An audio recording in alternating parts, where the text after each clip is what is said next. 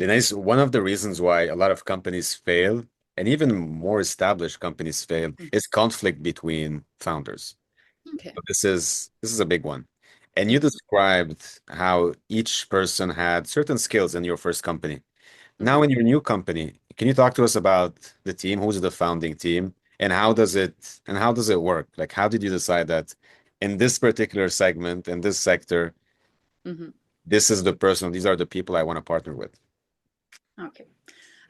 So I was looking indeed for complementarity and having things that really can make a full like having the full set of skills all together.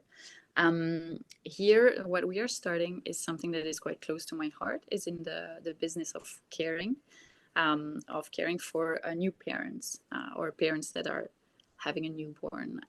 And this is something that is close to my heart, but I have absolutely no skills in that area. Let's say no professional skills. I'm a mother of three children, and I've the skills that I could bring to the table were more finance, marketing, like how to build a company, but I had no like competency in terms of okay, professionally, what is it to care for babies and new parents, etc. So the person, you wanted to say something? Yeah, I mean, you would think someone who's had three babies would give herself a bit more credit. You're right, you're right. But I mean, like, I'm not a nurse, I'm not a doctor, I I'm see not what you I have all the soft skills, let's say, but I was lacking the hard ones. Um, and that's why the founding team now is composed of me and Bianca, who is a nurse, who is also a doula, who is also a lactation consultant. So she's got like all the hard skills. mean. She's been working in that area for a very long time in hospitals, caring of the for those new families.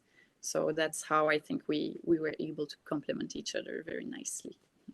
Is there more to it than just complementary skills? Like, Mm-hmm. sorry, there's like a chaos outside with Yep. the fire department or police. So the question is, what do you think goes into selecting a co-founder beyond just the skills? Like, do you Mm-hmm. look at the person as well? Like, we talk a lot on paper that she has those skills, I have these skills, but there's got to be something more to it, right? Of course, no, you're completely right. Skills is just for me the basics. Like you want to start a company on the right foundation when you have the right skills around the table. But after that, for me, it's really a matter of communication. I mean, it's super simple. It looks simple communication, but it's like in reality, it's not. When I look at my previous company with the three of us around the table, it was always communication that made us have wins and that made us feel something. Like if we did not communicate well, that's when things would not go the way it was planned. So here that was the same, but problem was that is that it's never on the paper. You have to meet the person. You have to click. And to be honest, that's also something that I feel now much more confident with than before, because I have a feeling that now I can kind of very quickly assess if I'm going to be able to work with a person, yes or no. So with a founder, of course, it always takes more than a few meetings to be sure. But it's really, you have to trust your guts for me. There is no other like mathematic way. I know you like data, but here I can't offer any data on that. It's really like your gut feeling. Do you think that you're going to be able to communicate? And then I think it's about over communicating. Like after a first meeting with Bianca, I remember I kind of stopped and said, okay, how was it for you this first meeting? Like, was it crazy? Was it? Did you learn something?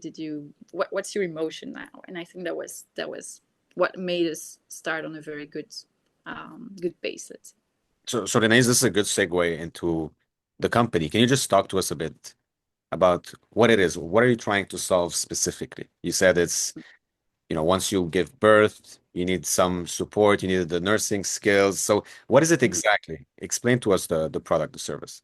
Okay. So Nouma is really about what's happening once you get your baby, because usually, you've had maybe classes on how things could happen at the hospital. You've met a doctor before, etc. But after, there's no like, there's nothing. There's no user guide on how to care for a baby.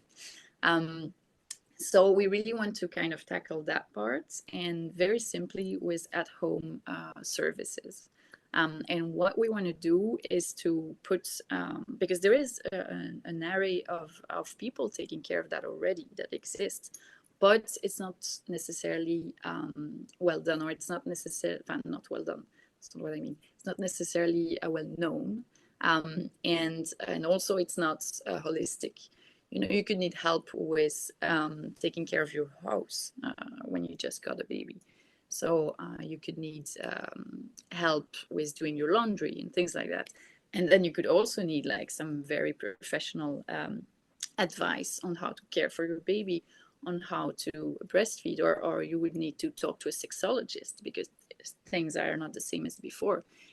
This is a bit what we want to be at the center of. It's like someone that is a go-to person that can help you design your postpartum plan, because we are making like a plan for before birth, but never for after.